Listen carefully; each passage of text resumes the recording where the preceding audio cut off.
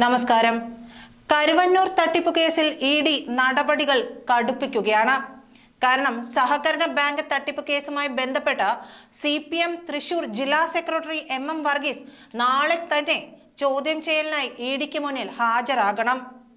കേസിൽ കഴിഞ്ഞ ദിവസം ഹാജരാകാൻ ആവശ്യപ്പെട്ട നേരത്തെ ഇഡി നോട്ടീസ് നൽകിയിരുന്നു. എന്നാൽ ഹാജരാകാത്ത സാഹചര്യത്തിലാണ് വീണ്ടും നോട്ടീസ് നൽകിയിരിക്കുന്നത്. തിരഞ്ഞെടുപ്പ് പ്രവർത്തനങ്ങളുടെ തിരക്കിലാണെന്നും ഈ മാസം 26-ന് ചോദ്യം ചെയ്യലിന് ഹാജരാകാമെന്നും ചൂണ്ടിക്കാണിച്ചായിരുന്നു കഴിഞ്ഞ ദിവസം വർഗീസ് ഒഴിഞ്ഞു മാറിയത്.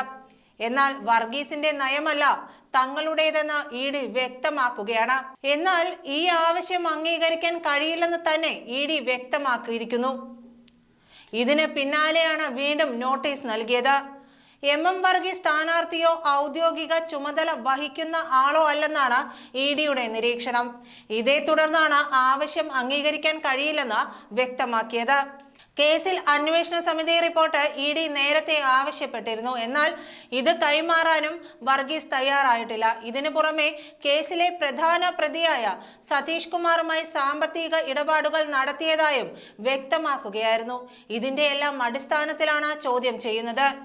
ഇഡിയുടെ ചോദ്യം ചെയ്യലിന് 26-ന് ശേഷം ഹാജരാകാമെന്നാണ് വർഗീസ് പറഞ്ഞിരുന്നത്. തൃശൂരിലെ ഇടത് സ്ഥാനാർത്ഥിയുടെ തിരഞ്ഞെടുപ്പ് ചുമതല വഹിക്കുന്നതാണ് ഇതിന് കാരണമായി പറഞ്ഞത്. അതുകൊണ്ട് കഴിഞ്ഞ ദിവസം ഹാജരാകാൻ കഴിയില്ല എന്ന് ഇഡിയെ അറിയിക്കുകയായിരുന്നു.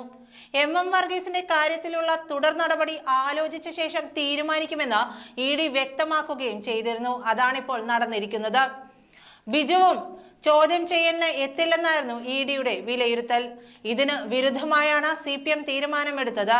അതുകൊണ്ടാണ് PK ബിജു ചോദ്യം ചെയ്യലിന് ഹാജരായത്. കരുവന്നൂർ ബാങ്ക് തട്ടിപ്പിനെ കുറിച്ചുള്ള CPM അന്വേഷണ റിപ്പോർട്ടിൽ പരിശോധനകൾക്ക് എൻഫോഴ്സ്മെന്റ് ഡയറക്ടറേറ്റ് തയ്യാറെടുക്കുകയാണ്. ഈ റിപ്പോർട്ട് ഇഡിക്ക് CPM നൽകേണ്ടി വരുമെന്ന് തന്നെയാണ് സൂചനകൾ. ജില്ലാ സെക്രട്ടറി MM വർഗീസ് നൽകിയ മൊഴിയിൽ പാർട്ടി അന്വേഷിച്ച് കുറ്റക്കാരെ കണ്ടെത്തിയെന്ന് പറഞ്ഞിട്ടുണ്ട്.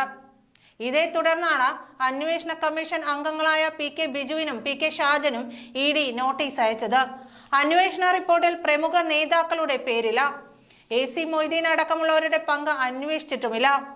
ബിജുവിനെ ചോദ്യം ചെയ്യുന്നതെല്ലാം ഇതിനു വേണ്ടി കൂടിയാണ്. ഒപ്പം മറ്റ് ആരോപണങ്ങളും ചോദിക്കുന്നുണ്ട്.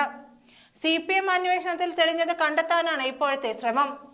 ഈ അന്വേഷണ റിപ്പോർട്ട് പ്രകാരമാണ് ബാങ്ക് ഡയറക്ടർമാരായ പാർട്ടി നേതാക്കൾക്കെതിരെ നടപടിയെടുത്തത്. ഇതെല്ലാം ഇഡിക്ക് മുന്നിൽ ബിജുവിന് വിശദീകരിക്കേണ്ടി തന്നെ വരും. പാർട്ടി അന്വേഷണത്തിനിടയിൽ ഡയറക്ടർമാർ നൽകിയ മൊഴിയും ഹാജരാക്കേണ്ടി വന്നേക്കും. PK ബിജുവിന്റെ ആവശ്യപ്രകാരം 5 ലക്ഷം രൂപ പിൻവലിച്ചെന്ന മൊഴിയുണ്ട്. PK ഷാജനുമായി ബന്ധപ്പെട്ട അയ്യന്തോൾ സഹകരണ ബാങ്കിലെ ചില ഇടപാടുകളും ഇഡി പരിശോധിക്കുന്നുണ്ട്.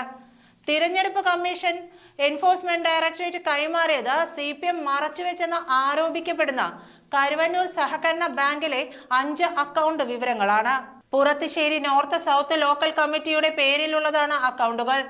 സഹകരണ നിയമങ്ങൾ ലംഘിച്ചും ബാങ്ക് ബൈലോ അട്ടിമറിച്ചുമാണ് അക്കൗണ്ടുകൾ തുടങ്ങിയതെന്നാണ് ആരോപണം.